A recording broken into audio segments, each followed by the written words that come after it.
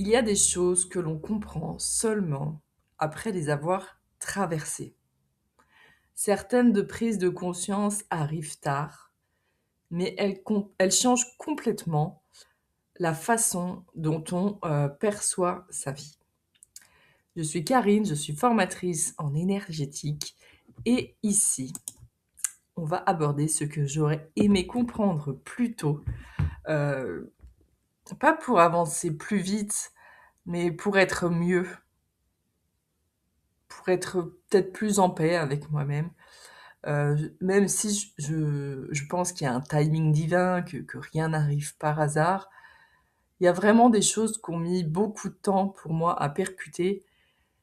Et même, bon, faut pas le voir comme un regret, mais, mais ouais, il y a des choses que j'aurais aimé comprendre beaucoup, beaucoup plus tôt. Donc là, je vous partage surtout mon expérience de vie, des impressions que j'ai longtemps eues. J'ai longtemps cru que ben, j'avais la poisse, que j'étais pas comme les autres, que moi, il n'y a rien qui fonctionnait normalement. Tout passait par des chemins de traverse que personne prenait. C'est difficile en fait quand on vient d'une famille normale entre guillemets, voilà, qui suit la route. Pas qui n'ont jamais eu de problème parce que tout le monde a ses problèmes, mais qui suivent une certaine route. Mon frère, voilà, il est informaticien depuis qu'il a fini ses études, et il a jamais changé.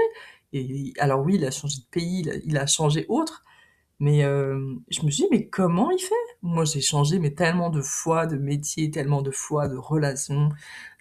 J'ai toujours eu l'impression que mon chemin, il était chaotique. Alors bon, position de victime, oui, je l'ai eu très très longtemps. Même aujourd'hui, il y a encore des fois des morceaux de victime en moi. Mais je me suis dit, mais pourquoi il y a toujours les mêmes blocages, les mêmes schémas, les mêmes questions qui revenaient? Franchement, c'était sans fin. Après, j'ai compris bien plus tard que mon karma était lourd, que j'ai été vilaine dans mes vies antérieures, que j'avais beaucoup à guérir, que mon âme exigeait beaucoup dans cette vie pour moi. Et, et ça fait même de la comparaison avec les autres. Pourquoi moi, c'est plus difficile? Bon, voilà, victime, hein, mais il y a une réalité aussi, c'est que quand on dit qu'on est tous égaux, je suis désolée, on n'est pas tous égaux. On est tous avec certains bagages karmiques plus ou moins lourds que les autres. Il y en a, ils ont choisi de vivre des vies beaucoup plus fluides. Peut-être qu'ils en demandent pas trop pour cette vie parce que les autres vies ont déjà été très difficiles. Euh, et c'est là qu'on voit qu'on ne peut pas se comparer aux autres. Il faut arrêter de se comparer les uns les autres. On a chacun nos expériences à faire, nos choses à comprendre et, euh, et nos problèmes, nos épreuves, nos obstacles. Moi, il y a des fois, je fais beaucoup les thèmes astrales des personnes. Et quand je vois leur mission de vie ou leurs épreuves, je dis putain, mais c'est simple en fait, c'est facile, pourquoi elle n'y arrive pas? Mais en fait, pour elle, à son niveau, c'est dur, c'est dur. C'est comme moi, peut-être que mes épreuves et tout, quelqu'un les trouve faciles en disant mais pourquoi elle comprend rien elle. Mais c'est chacun, on n'est pas tous égaux. On a nos bagages, on vient avec nos traumas, avec toutes les blessures qu'on engendre à l'enfance. Tout ça change toutes nos perceptions.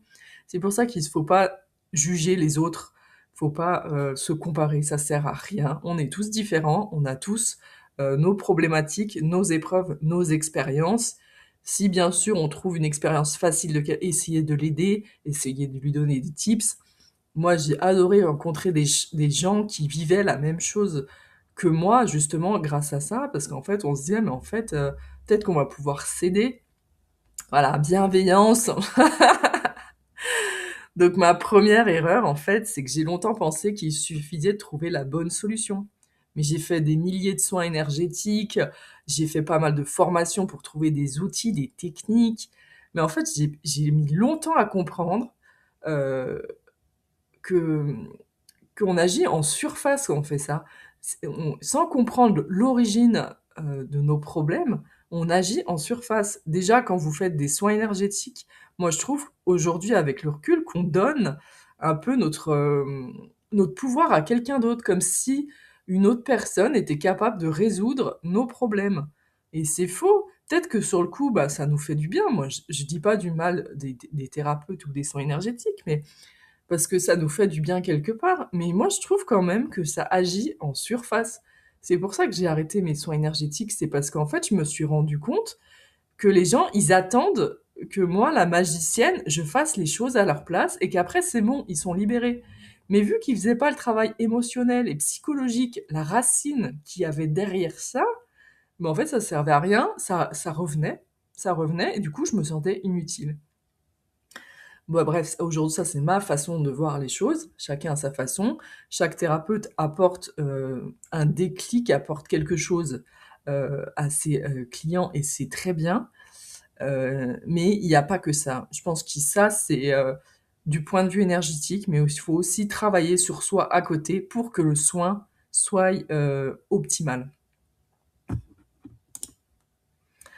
Ma deuxième prise de conscience, c'est que tout n'est pas karmique.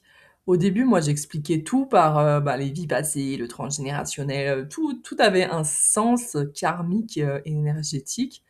Et après, j'ai compris en fait que certaines situations, c'était psychologique. Il y avait des blessures d'enfance, il y avait même les loyautés familiales, il y avait beaucoup de choses encore qui relevaient du domaine psychologique et émotionnel.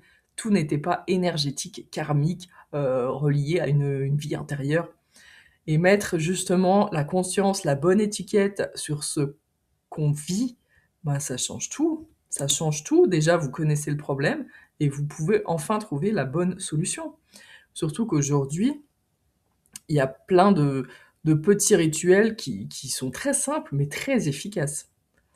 Donc en fait, ce que j'ai découvert ensuite, c'est que les blocages, ils sont rarement simples. C'est rarement un truc et genre il y a une solution et c'est fini.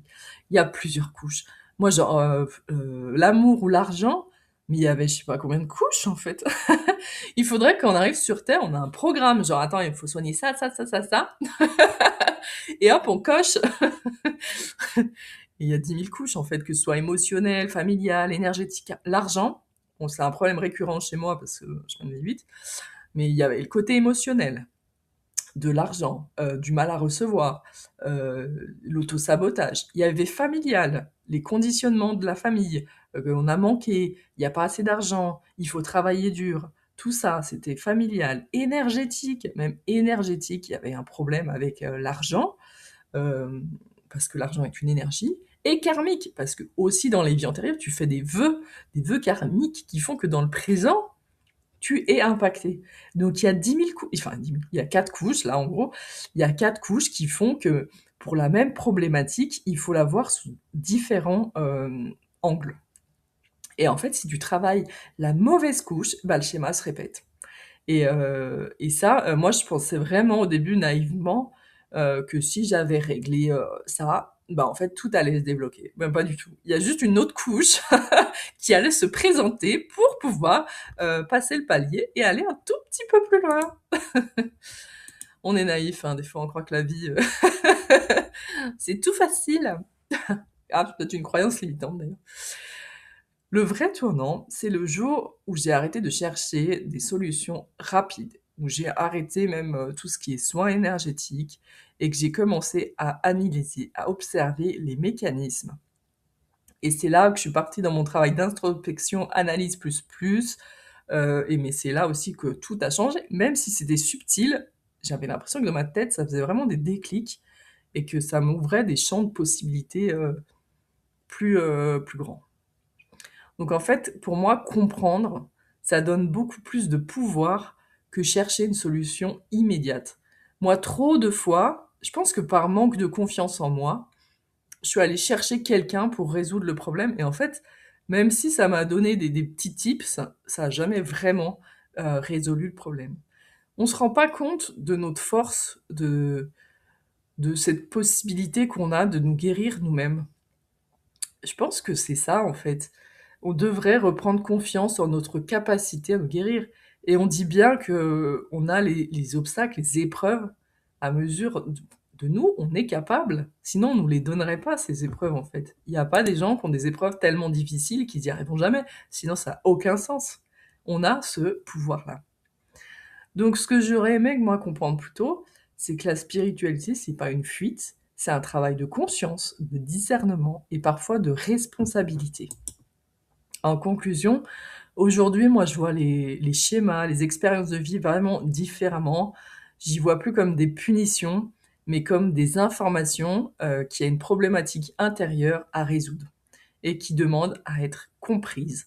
Simplement, le jour où vous avez compris, le reste suit, mais tellement facilement. On dit bien justement que quand tu as compris quelque chose, tu as fait 50% du travail. Mais tout est là, en fait.